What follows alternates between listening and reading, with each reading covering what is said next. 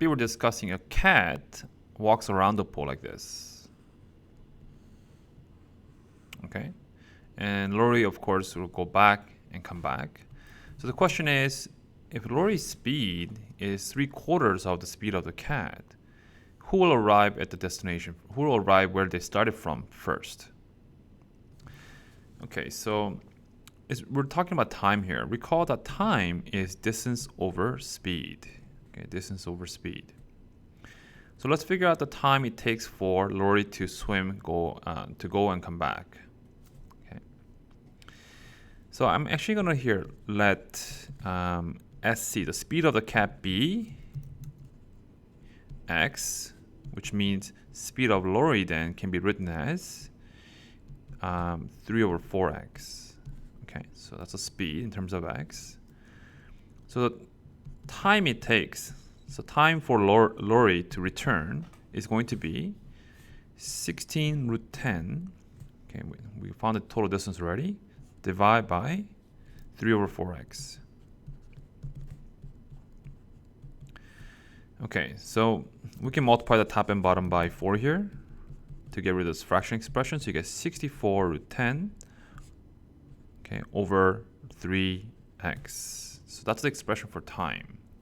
I know it looks complicated, but we're going to be able to compare it with time, the cat, okay, to return to the starting point. So the cat travels a distance of, all right, this is going to be 32, so 64 exactly. 64, and we're going to divide that by x.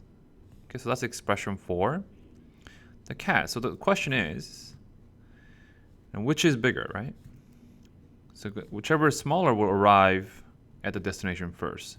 So for this one, we have x at the bottom. So really, we have 64√10 all over 3/x. So which is bigger? Is this bigger or is this bigger? Now, √10 is obviously bigger than √9, which is equal to 3. Okay, so because if this was equal to 3, this is also equal to 64.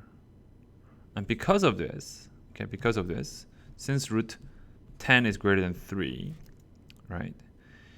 64√10, right? 64√10, I should say √10 over 3 is greater than 3.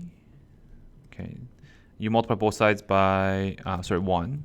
And you multiply both sides by 64, so you get 64√10 over 3 is bigger than 64.